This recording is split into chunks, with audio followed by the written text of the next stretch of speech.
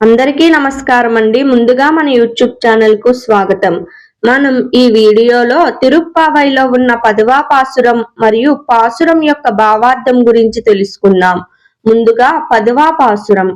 నోట్రుచ్చు వర్కం పుగుగిండ్ర అమ్మనాయ్ மாற்றமும் தாராரோ வாசல் திறவாதார் நாற்றத்துலாய் முடிநாராயணன் நம்மால் போற்றப்பறை தரும் புண்ணிய நாள் பண்டோரு நாள் கூற்றத்தின் வாய் வீழந்த கும்பகர்ணனும் தோற்றுமுனக்கே பெருந்தியில் தான் தந்தானோ ஆற்றவனந்தலுடையாய் அருங்கலமே తేట్రమాయ్ వందు తిరవలోరెంబవాయ్.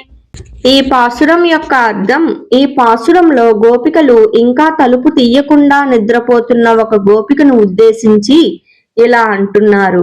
ఓ అమ్మా, నువ్వు ఎంతో పుణ్యం చేసి స్వర్గానికే వెళ్ళగలిగే స్థాయికి చేరుకున్నావు. అయినా మేము ఎన్నిసార్లు పిలిచినా ఒక్క మాట కూడా మాట్లాడకుండా తలుపు తెరవకుండా ఎందుకు ఉన్నావు? తులసిమాల ధరించిన నారాయణుడిని మేము స్తుతిస్తే పావై వ్రతానికి కావలసిన ఫలితాన్ని ఇస్తాడని మాకు గట్టి నమ్మకం ఉంది. పూర్వకాలంలో మరణ దేవుని చేతిలో పడిపోయిన కుంభకర్ణుడికి కూడా గాఢ నిద్రను ఇచ్చాడు ఆ దేవుడు. అట్లాంటి నిద్ర నీకు కూడా ఇచ్చాడా ఏమో, అందుకే నువ్వు ఇంత గాఢంగా నిద్రపోతున్నావా? ఓ అపార శక్తులు కలిగిన దానా, శాంతమైన మనసుతో వచ్చి తలుపు తీయమ్మా. ఈ పాసురం కూడా గోపిక మేల్కొల్పు శ్రేణిలోని పాసురమే. ఇక్కడ లేపబడుతున్న గోపిక పుణ్యవంతురాలు, జ్ఞానం కలది, కాని ఆలస్యం ఎక్కువగా ఉంది. కుంభకర్ణుడు అతి గాఢ నిద్రలో ఉండేవారు. ఆ నిద్ర కూడా భగవంతుని వరం వల్లే వచ్చింది. ఇక్కడ ఆండాలమ్మ భావం, నీ నిద్ర కూడా అంతటి గాఢమా, లేక భగవంతుడే ఇచ్చాడా అని.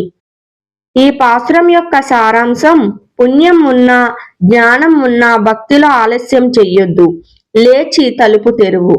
ఇది తిరుప్పావైలో ఉన్న 10వ పాసురం మరియు పాసురం యొక్క భావార్థం.